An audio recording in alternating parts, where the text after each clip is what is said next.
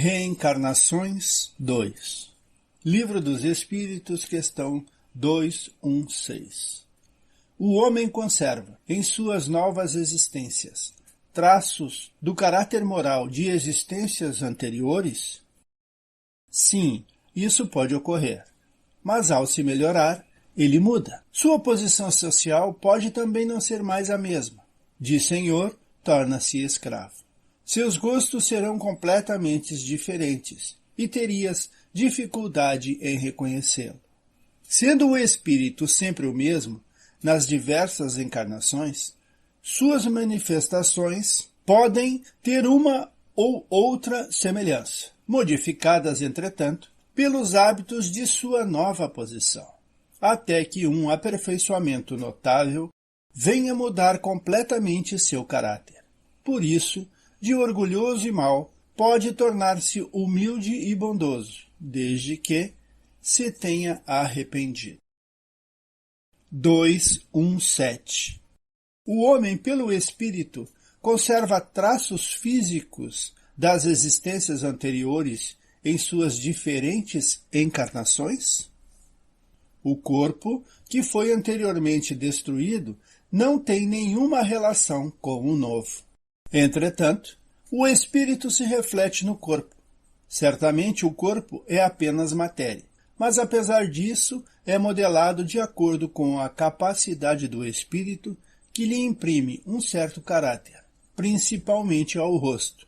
E é verdade quando se diz que os olhos são o espelho da alma, ou seja, é o rosto que mais particularmente reflete a alma. É assim que uma pessoa sem grande beleza tem algo que agrada quando é animada por um espírito bom, sábio, humanitário, enquanto existem rostos muito belos que nada fazem sentir, podendo até inspirar repulsa. Podes pensar que apenas os corpos muito belos servem de envoltório aos espíritos mais perfeitos. Porém, encontra todos os dias homens de bem sem nenhuma beleza exterior. Sem haver uma semelhança pronunciada, a similitude dos gostos e das inclinações pode dar o que se chama de um ar de família.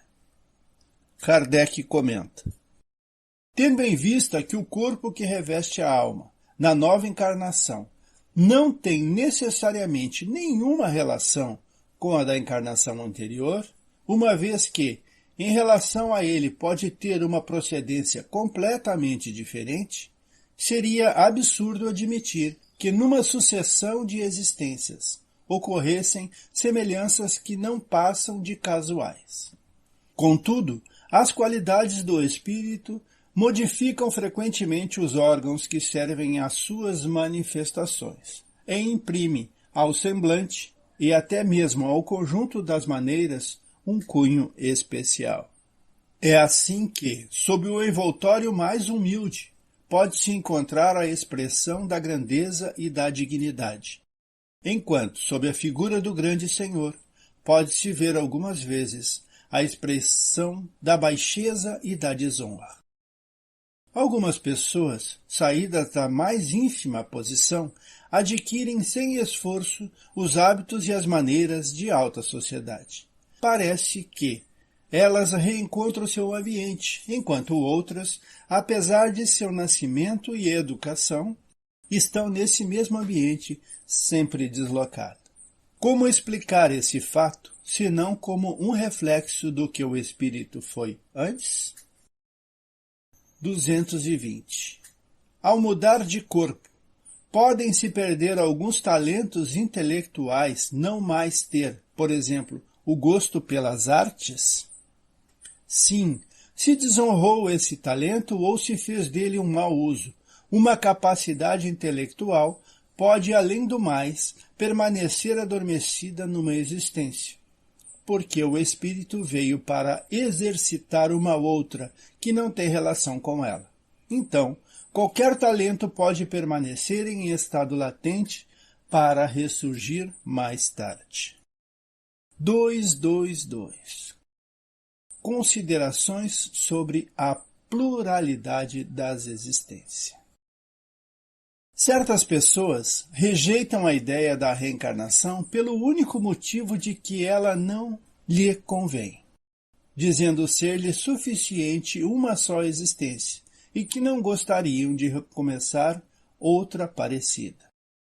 É compreensível que o simples pensamento de terem de reaparecer na Terra as faça ficar furiosas.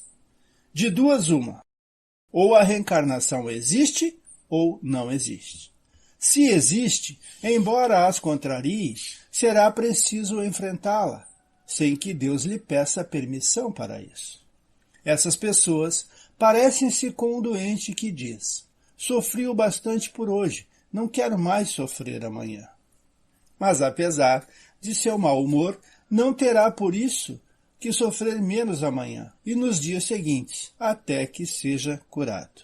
Portanto, se tiverem de viver de novo, corporalmente reviverão, reencarnarão. Protestarão inutilmente, como a criança que não quer ir à escola ou o condenado para a prisão. Será preciso que passem por isso. Objeções semelhantes são ingênuas para merecer um exame mais sério.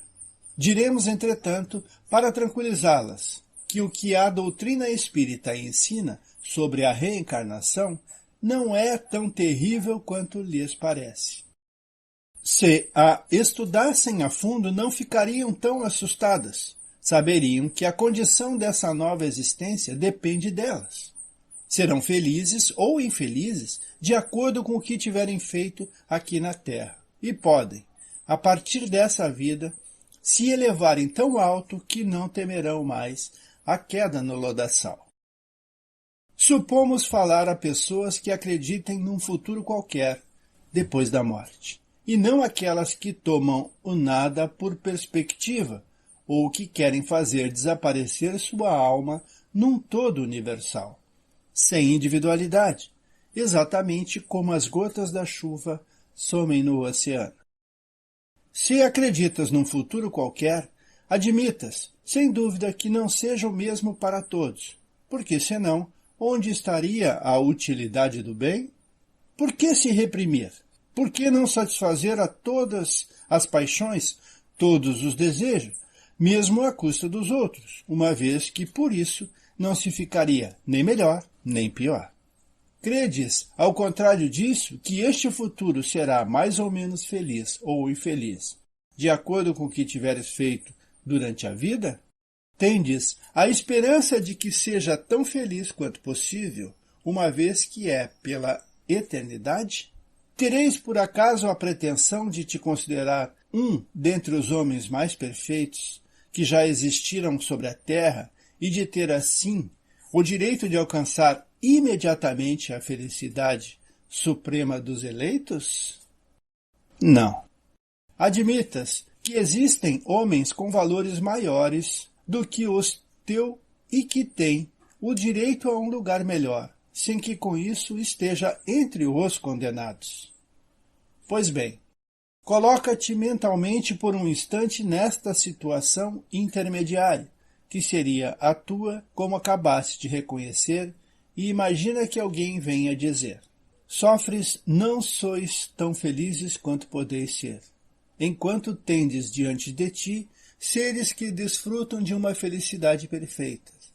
Queres mudar tua posição com a deles? Sem dúvida direis. Que é preciso fazer?